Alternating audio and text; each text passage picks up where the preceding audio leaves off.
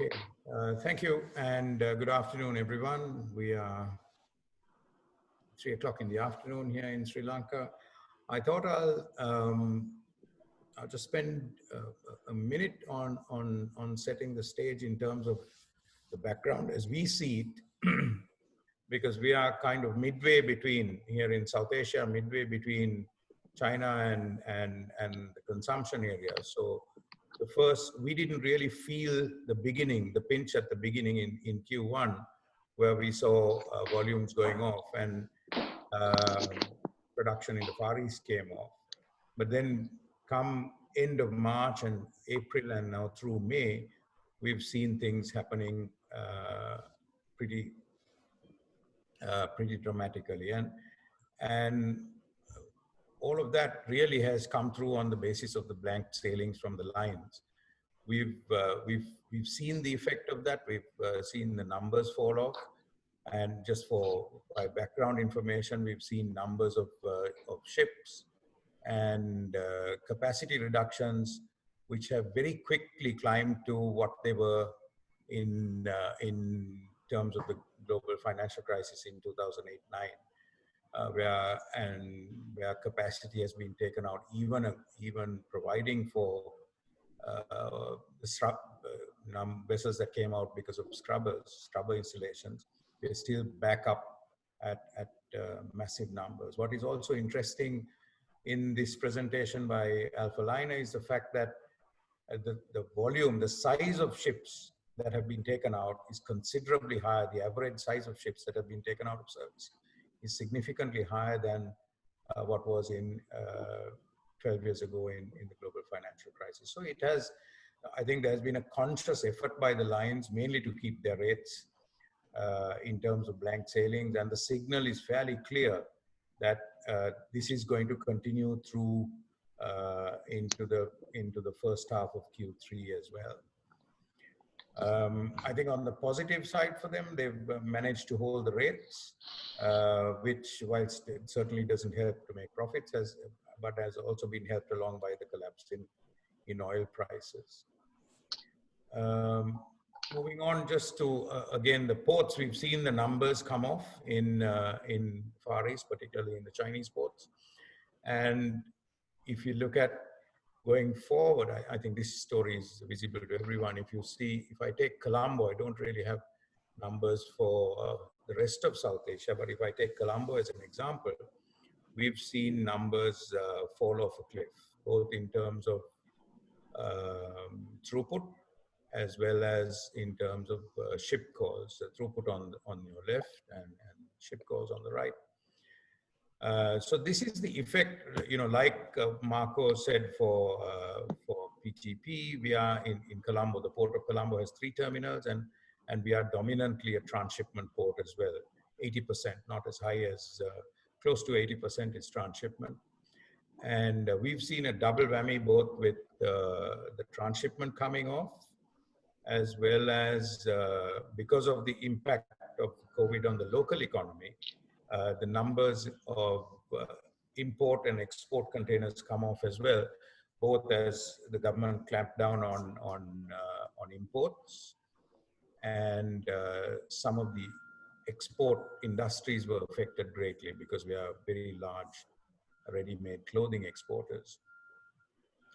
So we saw April bad. Beginning of May was pretty dramatic as well, but we are now in the last week of May beginning to see some green shoots, and we are beginning to see, as India comes through, begins to work, although the lockdown is not fully over, we are beginning to see numbers pick up, although the number of sailings remains still quite low. So we, similar to what is visible, the impact was much greater here over the last 2 months. We believe also that by June and getting into July and August, we're going to see a gradual increase. But we, from everything that we hear, we are going to feel the impact of at least a 20% drop for the rest of the year going forward. And there's nothing that any of our customers can tell us at this point that's going to change that too much.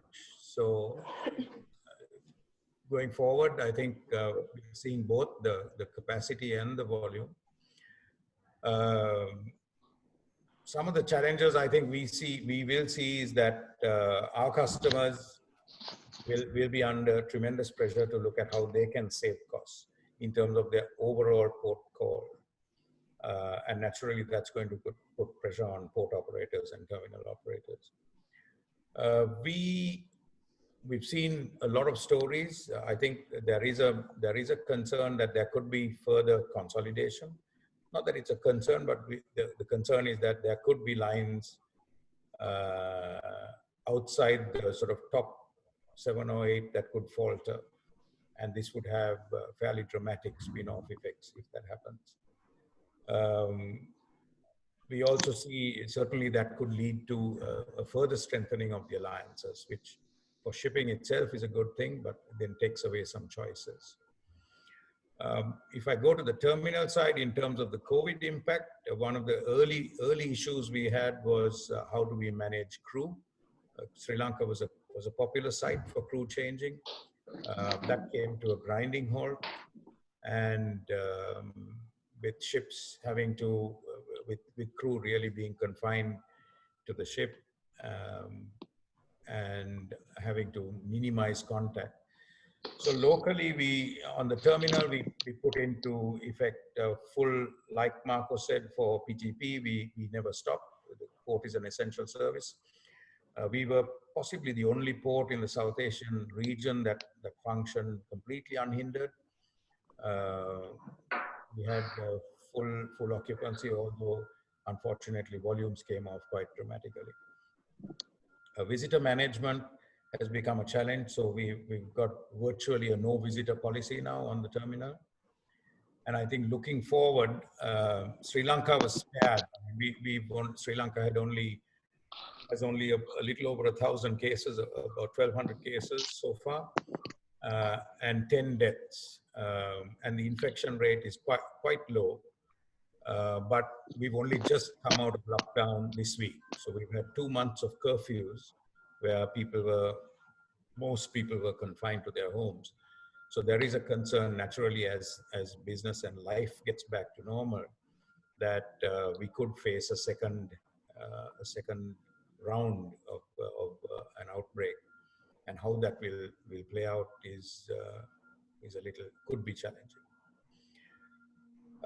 Another concern going forward, obviously, is that this has caused, like we saw in the Chinese ports, we've seen also Singapore recently announce massive incentives. The drop in capacity, the drop in volume will free up capacity in the ports, in many ports, particularly in the hub ports. And this could, unless there is, this could lead to a heightened level of competition amongst hubs. Ultimately, transshipment is mobile. And that could be one of the challenges that will come up ahead in the end, if the volume fall persists. In terms of opportunities, conversely, on the flip side, we also believe that, and we are hearing that there may be, the mandate now amongst the lines is that they have to optimize the use of the big ships, and the ultra large ships are going to, filling those and optimizing the slots on those are going to be a key driver. So we think that there may be a slight rejigging of networks. I think there was some reference to it earlier also, to bring a greater emphasis to the traditional hub and spoke model rather than, so a slight reduction in possibly in some of the smaller direct services that are off the main sea, off the main Asia-Europe route, which could bring opportunity and which we think could lessen the impact of the organic drop as a result of COVID. So that's an opportunity for hub ports and for transshipment dominant ports. That would also possibly bring about an increase in the number of feeder traffic. which then again would have benefit for the spokes.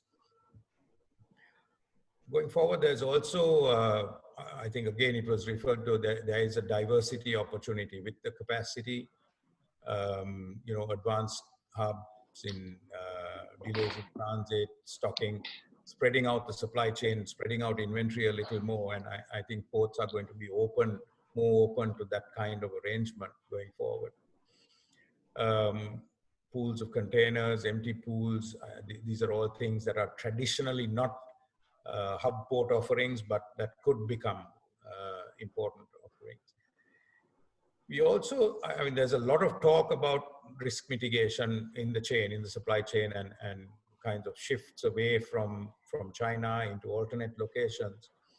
And that presents in the more medium to longer term, we think opportunities for additional intra-Europe, intra-Asia and inter-Asia traffic. Countries like India, Indonesia, we think could potentially be net beneficiaries. And that will obviously, in combination with sort of the rejig networks, could then bring great opportunities once again for the ports that are closer to the main Asia-Europe road. In this part of the world, particularly in Sri Lanka, and I think a few other economies here, we have seen this massive leap to digitization. It's been an incredible spin-off. Some of our countries have spent decades trying to implement electronic documentation, electronic payments, and now within the space of 2 months, we've taken strides that have taken 10 years and been 10 years in the same place. So we think that going forward in the medium term, not even the longer term, but in the short to medium term, we think that will bring great efficiencies to ports and the interface not only with lines, but with end customers as well, with beneficial cargo owners. And then we see, I think we've seen the Digital Container Shipping Lines Association announce that they're trying to bring forward electronic BLs and greater digitization in the chain, which is going to be, I think we are going to see great impetus to that across the businesses, and that's going to affect many of our businesses and many of our ports and how we do business.